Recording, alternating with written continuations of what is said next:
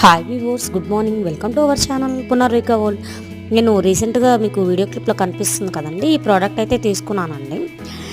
యూస్ఫుల్గానే అనిపిస్తుంది, చాలా బాగుందండి. దీంట్లో మనకు 2 నాబ్స్ ఉన్నాయి కదండి. చిన్న నాబ్ ఏమో మనకు లెమన్స్ స్విచ్ చేయడానికి అనమాట. పెద్ద నాబ్ ఏమో మనకు బత్తాయి కాయలు కానీ అండ్ యాపిల్స్లో ఉన్న సీడ్స్ రిమూవ్ చేయడానికి కానీ ఇది యూస్ అవుతుందండి. తక్కువ ప్రైస్ అండి.